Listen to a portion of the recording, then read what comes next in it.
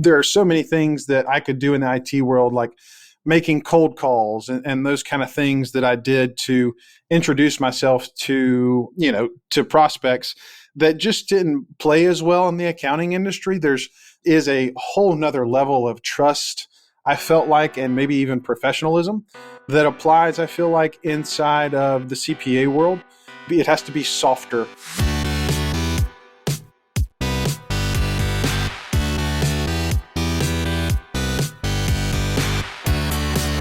You're listening to The Successful Bookkeeper with your host, Michael Palmer. Listen each week as inspiring guests share their secrets of success to help you increase your confidence, work smarter, and build a business you love.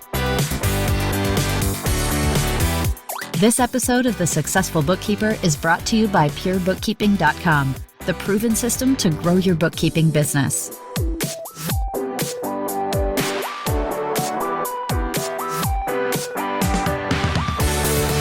Welcome back to the Successful Bookkeeper Podcast. I'm your host, Michael Palmer, and today's show is going to be a fantastic one.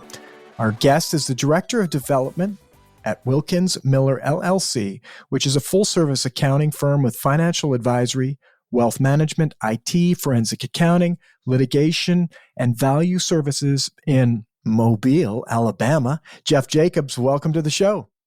Hey, Michael. Thank you for having me. It really is a privilege to be here. I'm actually a regular listener to the show, and so I'm excited to get going today.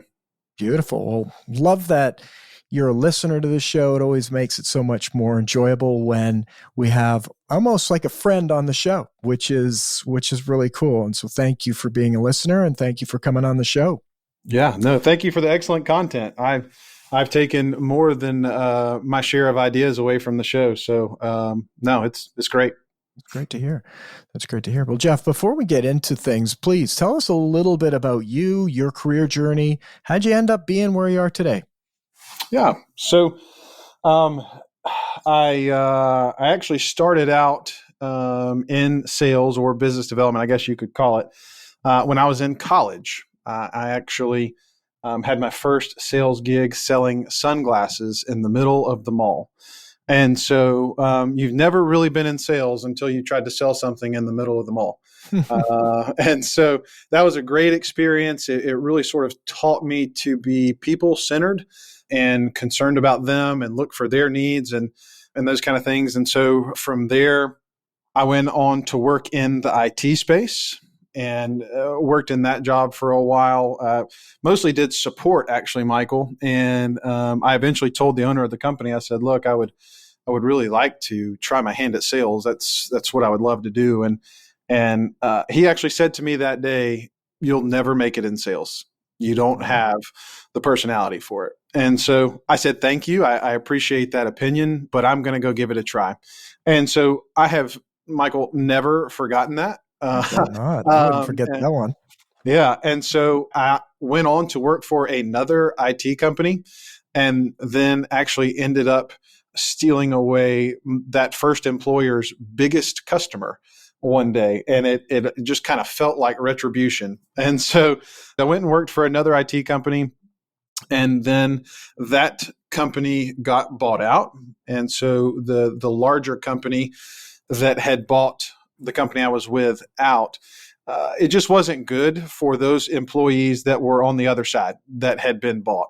The culture was different, and it was just it just wasn't a great situation for me. And so I actually, it's a funny story, Michael. I started looking around, seeing what I could find, where I could land, because I had been in that IT space, really working with CEOs and CFOs to sell managed services. So it was a complex sale. It was long sales cycles, lots of trust building, that kind of thing. And so it really put me in a place where I felt like I had advanced my sales career at that point. And so things went really well. Like I said, I had actually acquired the biggest client in our area that IT company had ever gotten. And so things had really progressed there. But when we got bought out, I started looking around. And one day I saw a job posting on Indeed for another firm for a business development position in Nashville, Tennessee. And so I thought, man, that's a really cool idea. And there's actually a lot of similarities between IT and accounting or bookkeeping. It's highly technical. Again, long sales cycles. You don't just hand over the keys to your IT closet, nor do you just switch CPAs like that. You know what I mean? Mm-hmm. And so it's a totally technical conversation, a whole nother language. I mean, just so many things were very similar. And so I saw this job posting for the firm in Nashville, and I thought, man, that's really interesting. I would like to work in accounting, I think. And so I actually had a friend in the accounting industry who is a partner at Wilkins Miller. And so I called him and I said, hey, I'm thinking about taking this job in Nashville. Would you be willing to meet with me? And I'd just love to sort of bend your ear about it and see what you think about the opportunity. Well, really what I was doing there, Michael, was I was not really all that interested in the Nashville job. I wanted him to think about it for his firm here in Mobile. And so the firm he was with was Wilkins Miller. So we went to lunch and we talked about, a business development position and what that would look like inside of accounting. And he said, we've actually thought about that position for our firm before. And I said, oh, really? I said, tell me more. And so lo and behold, here I am 5 years later. It's been an interesting journey. And man, I have to say, I'm so completely surprised by how much I love the accounting industry. And so it's every day really is, it's exciting to be here. Things are always changing. You can be creative, and I don't know, man, it's been a pleasure. We'll get back to the interview right after this word from our sponsor. Wouldn't it be amazing if your bookkeeping business ran like a world-class franchise, like a Starbucks or an Apple store, one where the business literally runs itself? You and your staff would have documented training, systems, and processes to find the clients, price the clients, convert the clients, onboard the clients, service the clients, manage the clients, find the staff, qualify the staff, hire the staff, train the staff, manage the staff. Whew, wouldn't that be a lot easier? But then what if alongside that you had a community of other bookkeeping business owners that you could mastermind with, ask questions, support, and be supported along your journey? That would likely accelerate the success of your business, right? And what if you didn't have to pay tens of thousands of dollars to purchase the franchise, pay franchise fees, give up control and ownership of your business? Instead, just pay a simple monthly fee starting at $295 a month to access everything you need to scale your business. Systems for the sales, marketing, hiring, and technical bookkeeping, workflow and CRM software to manage it all, and a community to support you. That's Pure Bookkeeping. For over a decade, we've been helping thousands of bookkeepers grow their business by providing the systems and processes so you can run your business like a world-class business. Stop the trial and error game and start implementing the proven systems that will give you back your freedom, increase your income, and bring you peace of mind. Check out purebookkeeping.com for more information. That's purebookkeeping.com. Thank you for hearing from our sponsor. Now let's get back to the interview. That's fantastic. Well, I love the approach to the firm, and it's one of those things that I think many people don't think about, is that like you had no idea, but you were creating that. You were planting some seeds. You didn't know if they were going to grow in that soil, but you thought, gee, there's probably some opportunity here, and let's go find out. And sure enough, you created your own job. That's right. That's right. And honestly, I'm not sure they knew what to do with me at first. And I didn't know what to do at first either. But this is a great firm with a really unified partner group. And it has just really worked out. I mean, the people here are phenomenal. And I think they would probably tell you that I've worked out as well. So it's been a great experience. So what was it like that is interesting though. It's like you created this. They were like, well, we've kind of thought about doing this, and you were kind of thinking about doing it for another firm, but you both had to figure this out. What were those early days? How did you start to figure it out? Oh man, really my first order of business I knew was I needed to make sure that everyone, especially the leadership inside the firm, trusted me.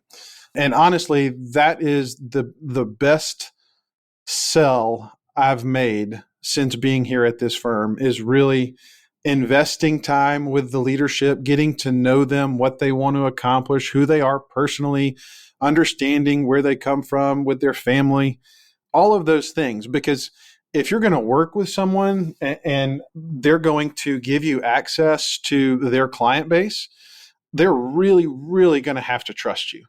And so that was my first order of business when I got here, was meet with every single one of the partners, try to understand where they were coming from, and then also get to know the rest of the staff, because they're an integral part to the success of the firm. Yeah, that was priority number one for me once I got here. Very interesting. And so the business development, what did it look like initially as you started to grow the business? Are you looking at existing clients? Because they would have had a book of business. And what was your first approach to it? Sure. So my first approach was to take what I had learned in other industries like IT, and try to apply some of what I had done in the past to the current situation inside the accounting firm. And let me just say, it didn't translate like I wanted it to. There are so many things that I could do in the IT world, like making cold calls and those kind of things that I did to introduce myself to prospects, that just didn't play as well in the accounting industry. Is a whole nother level of trust, I felt like, and maybe even professionalism that applies, I feel like, inside of the CPA world. It has to be softer. The sales cycles are lengthier than what I had taken away from the IT industry. And so what I tried to do when I first got here was really go off referrals and build what I call COIs, centers of influence. And so looking at our banking relationships, our relationships with attorneys, our relationships with commercial insurance folks, really getting to know those guys, making sure they knew who we were, and being intentional and strategic with that. It's one thing to build a relationship and have a COI or a center of influence relationship with someone and say, hey, please think of me when you think of accounting. It's a whole nother thing to have a list of people that particular banker knows, that you can just pull right off of LinkedIn and say, hey, I see you know Bob. Would you mind making an introduction to Bob? Because if you just ask them to say, hey, will you think of me when you need accounting help? More than likely, they're probably not going to think of you. But if you're very direct and you say, hey, I think you know this guy, would you mind making that introduction? We would love to do business with them and serve them. And so it was just a matter of doing that myself, and then also translating that and the importance of building those relationships to the team. That was really kind of how I went about it in those first days. That's really cool, and I think very translatable to our listener in that whole center of influence. And we talk a lot about it, but your approach really was to really get to know, build relationships with those other accountants, maybe not necessarily other accounting firms, but the people that you would work with, bankers, investment brokers, realtors, I'm sure, all sorts of people that would be in that ecosystem, and then really make sure that you have, how are you going to start to grow out from there? Yeah. When you were growing this and getting this started, did you have any setbacks? Did you think, oh, gee, this is not going to work? Or did it all go up the mountainside straight up? That's a really great question, Michael. And of course there were setbacks, right? One of the most difficult parts about working in the accounting industry and bookkeeping as well is really the lack of capacity that some of the professionals have, right? And so my job, the way it's worked out is I am more of a team leader as opposed to someone that's just going out and trying to get all the business I can individually. Our thought process is we're greater as a team than we are as an individual. And so a lot of what I'm doing for the firm is working through the team to grow the business. So it's a lot of sales enablement, so to speak. And so working in an accounting firm specifically, you have busy seasons. We're always busy. We always have work year round. We have no problem being busy, but we have busy seasons where you can try and gain some momentum, and all of a sudden the doers of the work who are supposed to be helping you sell to new clients, they can't help you sell anymore because they're busy. They've got clients that they have to take care of. They're running a practice, doing other administrative duties.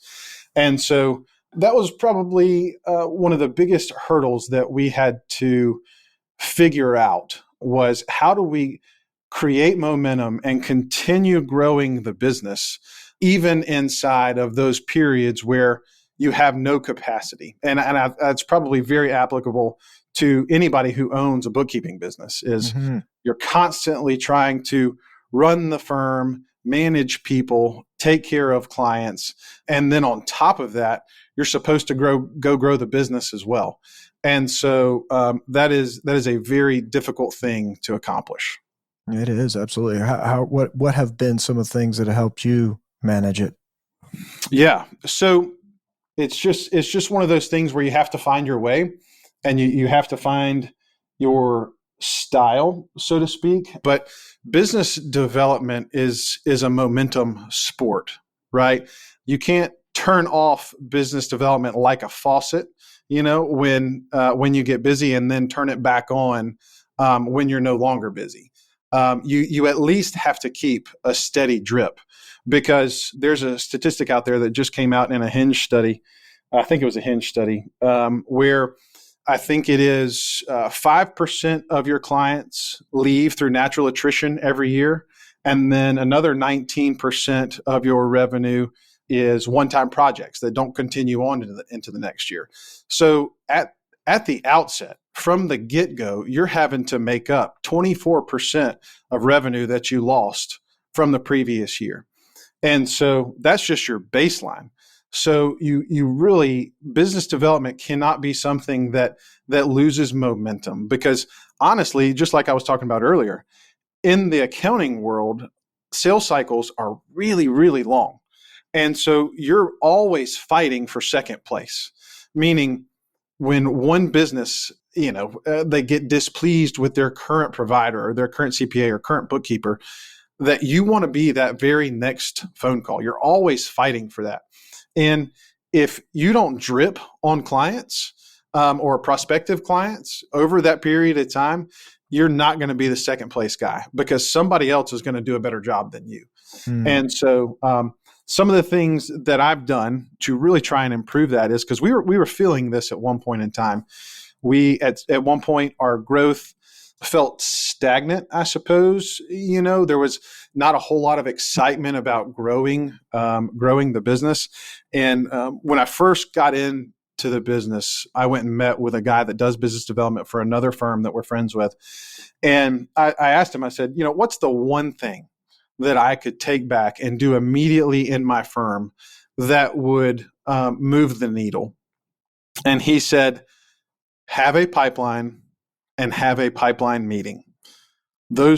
Having those two things will do more for you and moving the needle than just about anything else you could do.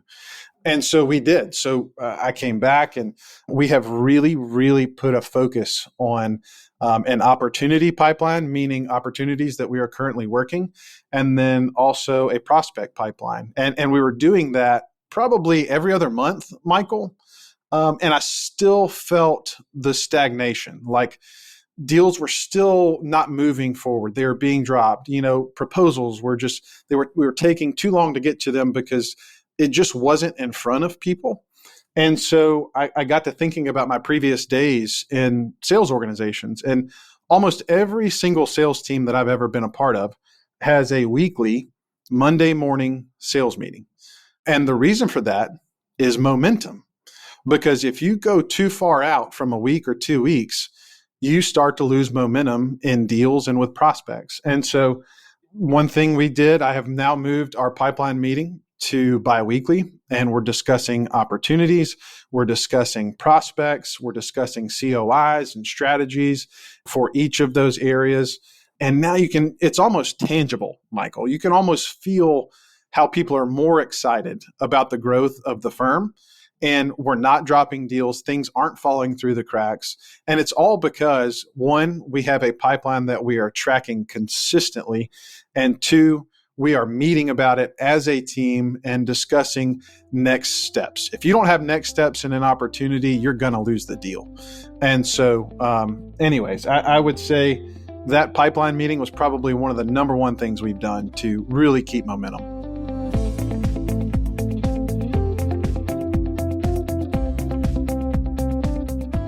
I love that.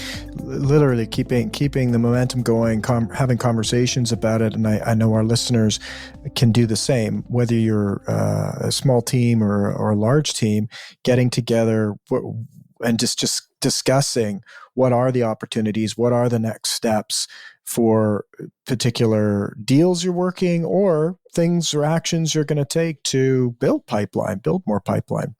Yeah. And even let's say you don't have time for a pipeline meeting. So that's kind of where we're at right now. We're talking about business owners who don't have time. That's just where we are. Something easy that I do that also continues the momentum is I have my pipeline. I have all the key metrics that I'm looking at, and I do a screenshot of that every single Friday at 3:00, and I send that out to our whole team.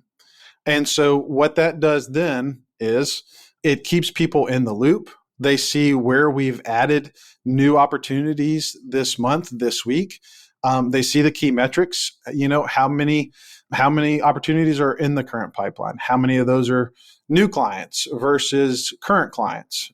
And so if you don't have time, that's a real quick and easy thing that you can do if you are keeping that pipeline. Just grab a quick screenshot, send it out to the team, and now the team is involved and understanding that growth is still an important piece of what we're doing here.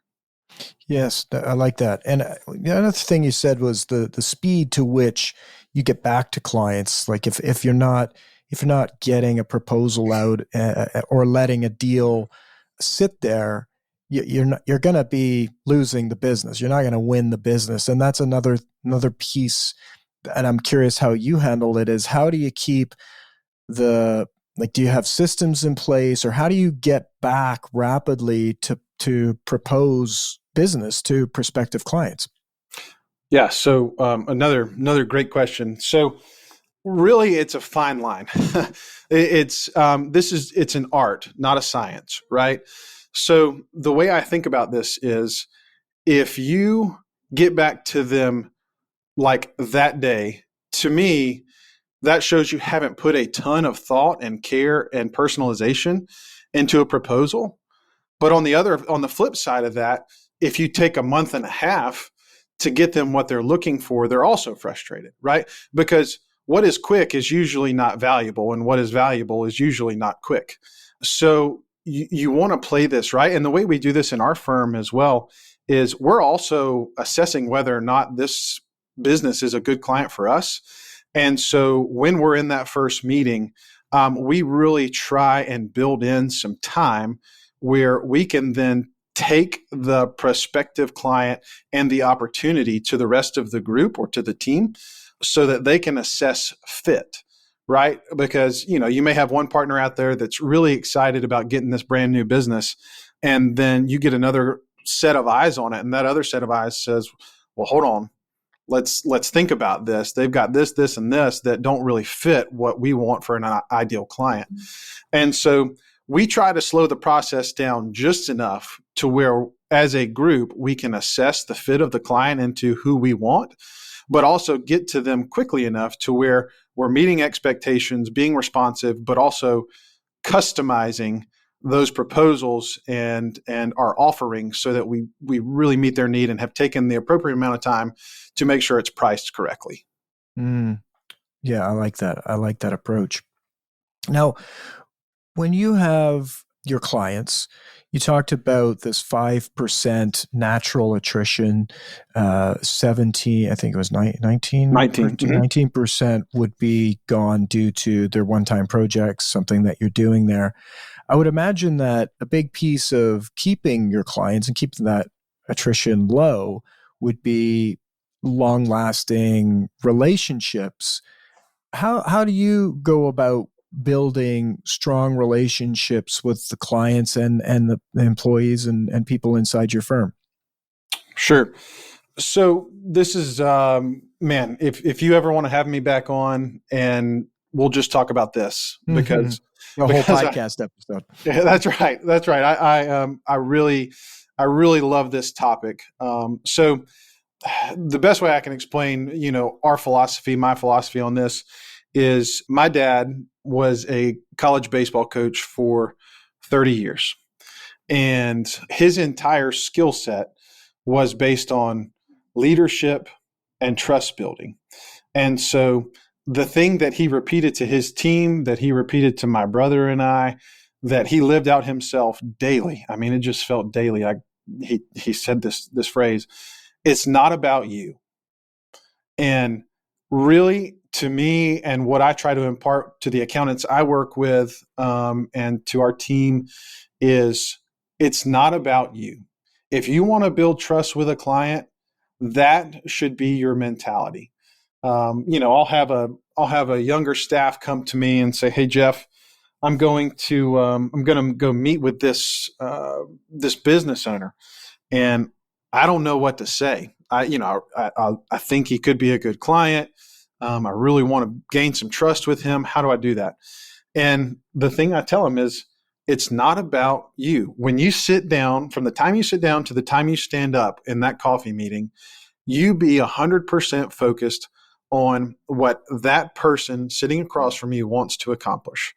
Because if we're focused on gaining attention, right, for ourselves, we aren't paying attention. And so the goal in any time you sit down with someone should be to understand what motivates them, why is it they are sitting across from you, and how can we serve you and meet your needs. And so it really is just going in with that mindset. And I always give the example, if in the course of conversation, the person sitting across the table just, by the by says, "Oh man, we've got some plumbing problems at the house. I really got to get that fixed." And then you go on and carry on the business conversation. And then you go back to your office, you sit down on your computer, and you find the 5 best plumbers that you can find on Google. Send them an email and say, "Hey, I know that was an issue for you. It sounds like you're trying to figure it out. I looked up 5 plumbers for you, and here they are. They're the best in town from what I can find." You have just gained the trust and respect of that person like nobody else, because you took the time and you made it about them. And so there are some things that I try to implement with the accountants that we work with, some other ways that we try to implement and gain trust. One of those would be, and I think this is an issue, probably both in bookkeeping and the CPA world, and that's proactive communication and how much trust you gain by just reaching out with no other agenda other than to check in. Because, I feel like a lot of times things are on fire. There's always a deliverable or something to address. So anytime you're talking to a client, you're addressing those things. And so what we are doing here is we've implemented something called client check-ins, where the whole purpose of that meeting is it's a non-billable meeting where we come to you, and the goal is really to ask 2 main questions. Now, conversation, spurs from there, but there's 2 main questions that we try to ask. And that's, how are you and how are we? So how are you doing? How is the business doing? And then how are we matching up to your expectations? And so when you do that, when you take time and you spend the money, honestly, to go sit down with a client just to see how they're doing and how you can help them, I mean, trust factor just goes through the roof. And so that's been something that we've done and implemented that has gone really, really well.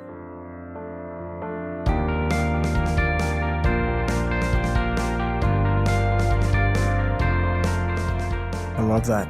That in itself, it keeps it very simple. It's how are you and how are we?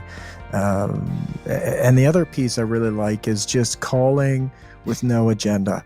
And it's just one of those things. It's so rare in today's world that if our listener was to do that just even a few times a year to a client, it would go so far, stand out so far and build such a strong bond with your relationship because of the fact that you're just reaching out. And it's likely not going to take very much time because there's probably nothing there, but there might be. That's right. And let me just say, in those meetings, the goal is not to sell something. The goal is to be genuine in our pursuit of caring for our clients. But I mean, I would say probably half of those interactions with clients lead to some sort of conversation about providing additional services. I mean, there's another Hinge study out there. I think it was Hinge that says 2/3 of your clients are looking for a service that you already offer. They just don't know you offer it.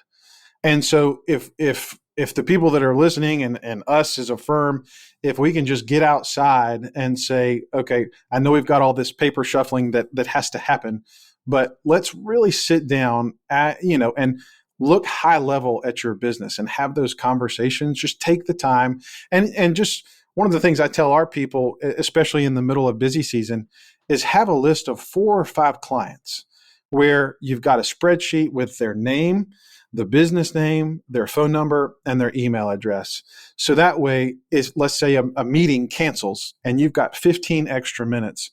You can make a quick phone call. You have the phone number right there in front of you. You have notes right next to their name about what you can talk about. And you can accomplish a business development related activity even with almost no time in your day because you were prepared and you had a plan. Because the easier it is to do something, the more likely we are to do it. So true. I love that tip. That's a fantastic one, is to just remove the barriers. So you have what you need in case the time comes up. You can plan all you want, but making sure that if something goes sideways in your plan, you have the ability to just jump on and do some of this work, like just having your client list handy so you can reach out to the key contacts at any time and be productive in that time. Yeah. Yeah. I mean, I think what can probably be true of all professional service businesses is that we hope business development happens. It's a hope. And so there are things that you can do. You can make plans and have lists and know, these are my clients. And then right next to that, have a whole list of services that you can offer each of those clients and create a micro plan for each client. You know what I mean? Like, just have an idea of what problems you can solve for them. And even though you may have no time, just in your daily interactions, when it just naturally happens that you have to make a phone call to them, you can say, hey, do you have 2 or 3 extra minutes? I got something I want to bring up to you. So as opposed to you just having to be completely proactive and add something brand new to your schedule, just take what's already in your interactions, your daily interactions, and be prepared for those. And so you can accomplish business development activities that way, even though you may have no extra time during the day. I love that. Jeff, this has been fantastic. And I think we could have you back and talk a whole nother episode about some of these topics, as you mentioned. But before we let you go, tell us a little bit more about where people can find out more about you. And if there's if they were interested in getting communication with you, how they would go about doing that. Sure. You can always go to our website, which is wilkinsmiller.com. And I'd love to connect with anybody on LinkedIn. This is something that it's a practice that I have outside of, it's within Wilkins Miller, but I help other accountants and accounting firms with their own business development. And so I try to stay specific to accounting because I'm a big believer in being narrow. Speaking of having no time, the more narrow you are, the easier it is to do these activities. So I work with accountants all the time, one-on-one coaching and just maybe some strategy type ideas. And so anyways, you can find me in those places and I'd love to dialogue. If you have questions, I'm kind of an open book. So happy to dialogue with you. It's fantastic, Jeff. Well, this has been absolutely great. Some amazing nuggets on business development for our listeners. And on behalf of our listeners, I want to thank you for your generosity in coming on the show and sharing them with us. Yeah, Michael, I had a great time. I really did. We could keep going, but I know we got to say bye. So thank you for having me. It's been a pleasure and a privilege. Beautiful. And with that, we wrap another episode of the Successful Bookkeeper Podcast. To learn more about today's wonderful guest and to get access to all sorts of valuable free business building resources, you can go to thesuccessfulbookkeeper.com. Until next time, goodbye.